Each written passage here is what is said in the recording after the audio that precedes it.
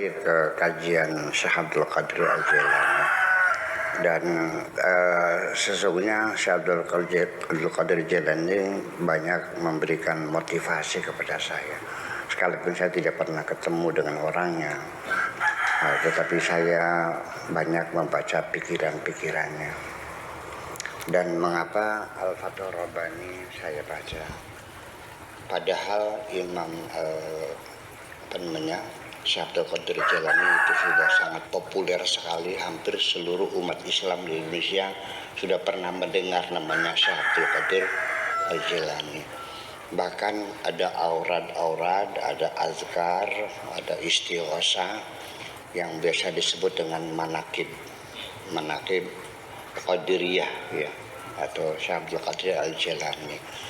Tetapi sayangnya yang diceritakan orang tentang Syekh Abdul Qadir Jailani itu tidak lebih tentang kesaktiannya. Ya sehari-hari ceritanya adalah kesaktiannya. Habis makan ayam jago yang di sana nasi kebuli ya gitu tradisinya tuh. Nah itu tulang itu dibanting lagi, akhirnya jadi jago lagi, peluru gitu. Seperti itulah cerita kesaktiannya. Tetapi jarang sekali yang mendalami pemikiran Syekh Abdul Qadir Al-Jailani. Salah satu yang paling menarik bagi saya adalah Syekh Abdul Qadir Jailani itu telah membimbing orang bertobat. Ya, di tangannya telah bertobat orang yang tadinya pencuri berhenti, yang tadinya pelacur berhenti melacurnya, yang dulunya penipu berhenti menipunya. Orang-orang jahat itu bertobat di tangan Syekh Abdul Qadir Al-Jailani. Sebanyak 10.000 orang jahat bertobat di tangan Syekh Abdul Qadir Al-Jailani. Ini sangat mendorong sekali saya ingin sama seperti Syekh Abdul Jailani. Sampai hari ini ya mungkin 1.000 sudah ada orang yang bertobat melalui saya ini. Di samping saya juga bertobat setiap hari ya. Yaitu di majelis zikir di Tegal Agung di pantai itu ya 1.000 mah adalah, karena sudah 500-600 sudah berarti ya 1.000 lah. Kalau kurang 1-2 kita genapin aja 1.000 lah kira-kira gitu. Sehingga saya pesan kepada santri-santri saya, tolong majelis zikir di Tegal Agung itu setiap malam Sabtu tolong dirawat dan dipelihara supaya berkesinambungan. Alhamdulillah tempat ini adalah tempat orang bertobat yang sangat bersejarah sekali. Yang tadinya melacur berhenti melacurnya, yang dulunya tukang ngadu jago berhenti jagonya. Sekalipun saya belum sampai seperti Syekh Abdul Qadir Jailani, tapi saya tetap berusaha minimal, kalau melebihi mungkin tidak bisa, minimal ya di bawah beliau sedikit lah gitu semacam itu. Nah kemudian yang penting lagi bahwa Syekh Abdul Qadir Jailani itu tidak pernah meminta upah ketika mendidik, membina, membimbing murid-muridnya.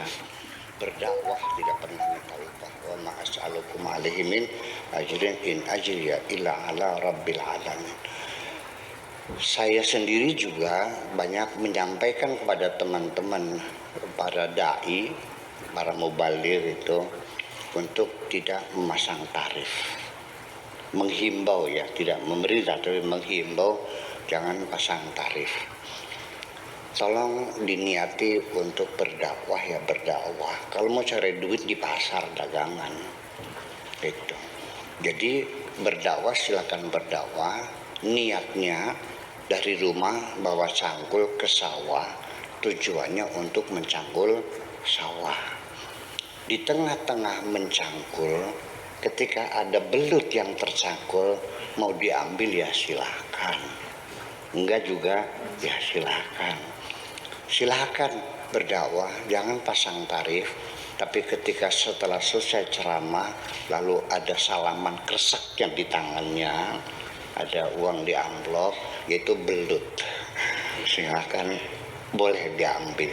Tapi jangan dibuka di depan orang itu, Kalau kurang jangan minta lagi. Sudah terima apa adanya gitu. Nah itu yang saya maksudkan. Kalau dari rumahnya niatnya cari belut, bawa canggul niatnya bawa cari belut, dengan bawa kembu, bawa cangkul ke sawah niatnya mencangkul, apa yang terjadi? Sawah itu menjadi rusak. Maka umat ini juga menjadi rusak.